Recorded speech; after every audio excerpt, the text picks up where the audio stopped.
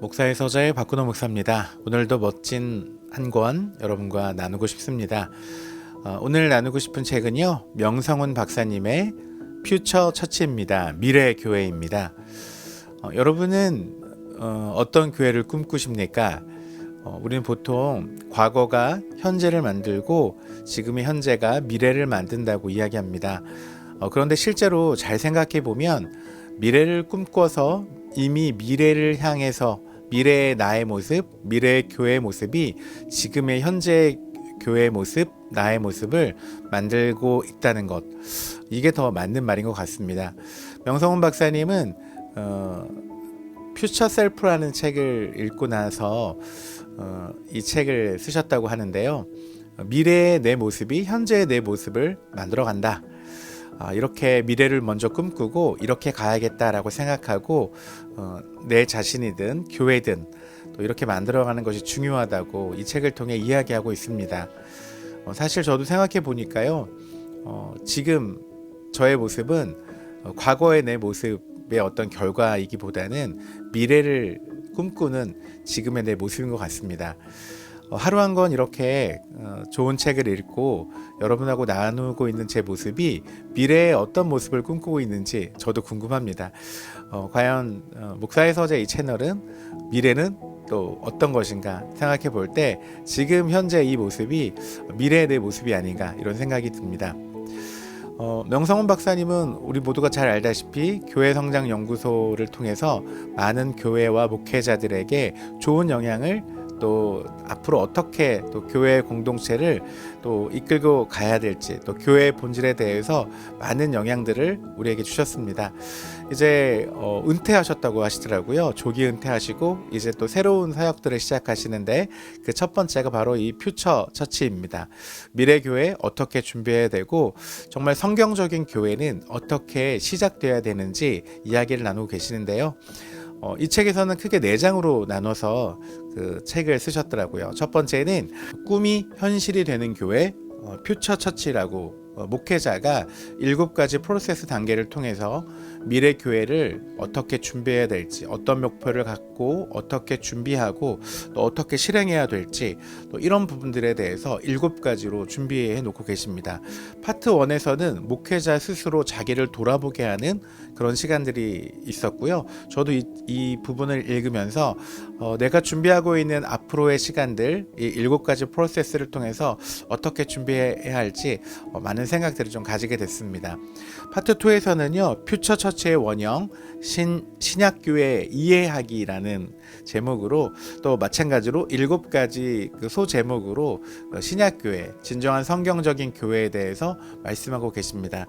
특별히 가족 공동체 평신도가 사역하는 교회, 또 가정교회 이야기를 통해서 또 여러 가지 우리에게 좋은 교회, 또 신약교회, 성경적인 교회에 대해서 말씀하고 계십니다. 파트 3에서는요, 퓨처 처치로 개척하라입니다. 교회 개척이 어려운 시대, 또 교회 개척하고 난 이후에도 그 교회 공동체를 또 계속 같이 가기가 어려운 그런 시대라고 우리 모두 알고 있습니다. 그래서 진정한 교회 개척과 그 이후의 시간들을 준비하기 위해서는 역시 마찬가지로 어떻게 준비하고 또 개척교회로서 어떻게 살아내야 될지 7가지 소제목으로 또 이야기해 놓고 계십니다. 마지막으로 4번째 파트 4는요, 성장의 정체를 뛰어넘는 7가지 전략입니다. 이 7가지 전략은요, 예전에 300명 이하의 교회 성장 그 세미나에 대해서 조금 더 보충하시고 또 내용들을 정립하셔서 써 놓으신 거라고 하시더라고요. 저도 읽으면서 이런 생각이 들었습니다. 우리 모두는 교회의 부흥을 꿈꾸는데 그 교회의 부흥이 단순히 수적 부흥이 아니라 진정한 양적인 부흥을 넘은 또 질적인 부흥, 본질적인 부흥이 분명히 있어야 되는데 우리는 그런 것들을 잘 준비하지 못하고 있구나, 이런 생각이 들었습니다. 미래 교회에 있어서 가장 먼저 준비해야 될 것은 목회자 자신이라고 생각합니다. 파트 1에서 그 이야기들을 박사님께서 계속 하고 계신데 그 이야기들만 한번 잠깐 여러분과 좀 나누고 싶습니다. 저도 좀 정리해 봤는데요. 바로 퓨처 처치, 미래 교회에 7가지 단계가 있습니다. 첫 번째 단계는요, 목표를 명확히 하라는 것입니다. 그리고 3가지 우선순위를 정하는 거죠. 우리가 대부분 어떤 일들을 시작하지 못하는 이유는 목표가 정확하지 않기 때문에 그렇다고 합니다. 실제로 목표가 명확한 사람과 그렇지 않은 사람들은요, 너무 다른 거죠. 한 곳에 집중할 수 있도록 하는 것이 매우 중요한데요. 1단계를 넘어 2단계에는 덜 중요한 목표, 우선순위가 아닌 것에 더 이상 전념하지 않는다는 것입니다. 우리가 선택지가 많거나 뭔가 해야 될 일들이 많을 때 에너지를 집중하기 어려울 때가 있습니다. 바로 그런 이야기를 하시는 것 같아요. 또 3번째 단계는요, 믿고 나아가라. 목표를 정하고 덜 중요한 것을 가지치게 했다면 이제 믿고 나아가는 거죠. 지금은 없지만 이미 되어진 것처럼, 있는 것처럼 행동하라. 바로 이렇게 말씀하고 계시더라고요. 이 프로세스의 세 번째 단계까지는 우리가 just do it 일단 실행해보고 또 중요하지 않는 것을 빼는 것에 대해서는 익숙합니다. 근데 4번째 단계부터 우리가 정말 해야 될 단계더라고요. 하나님께 기도하고 사람에게 요청하라. 대범하게 입으로 시인할 때 내 것이 된다. 구체적으로 요청하라. 말씀하고 계십니다. 실제로 개인적으로 누군가의 뭔가 부탁을 하거나 요청하지 못하는 우리의 모습들을 많이 보는데요. 목표가 명확하게 정해지고 또 믿고 나아간다면 우리가 해야 될 일이 반드시 있다는 것, 그렇습니다.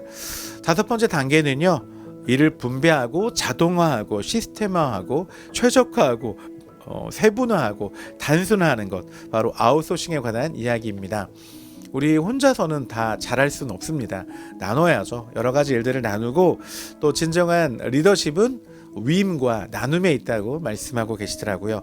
효과성이 효율성보다 더 중요하다는 것, 이 이야기를 5번째 단계에서 말씀하고 계셨습니다.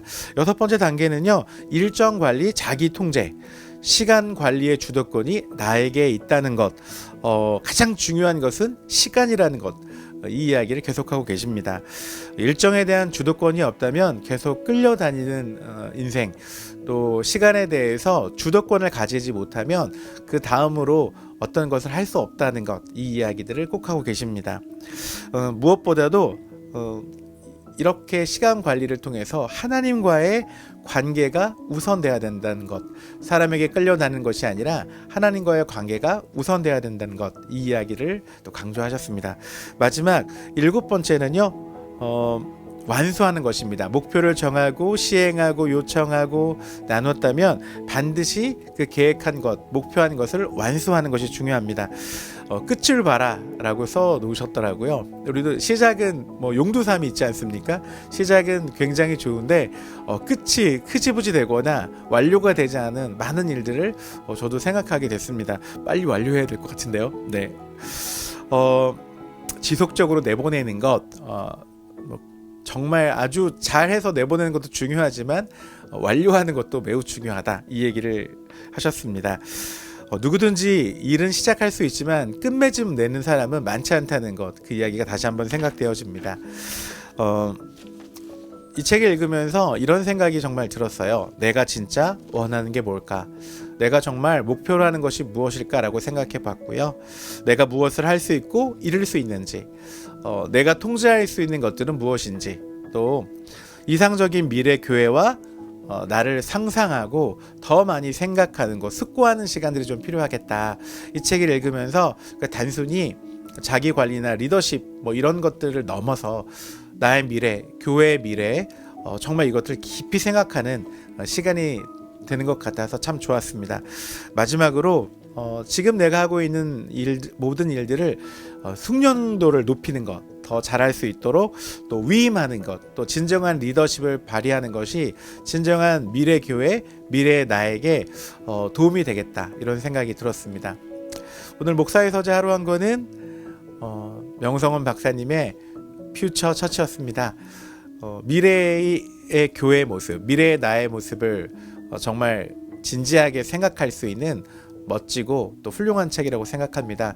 꼭 한번 읽어보시고 사역하는 교회와 또 나 스스로도 돌아보는 그런 시간이 되셨으면 좋겠습니다. 오늘 목사의 서재 하루 한 권은 여기까지 하겠습니다. 또 다음에도 멋진 책으로 찾아뵙도록 하겠습니다. 고맙습니다.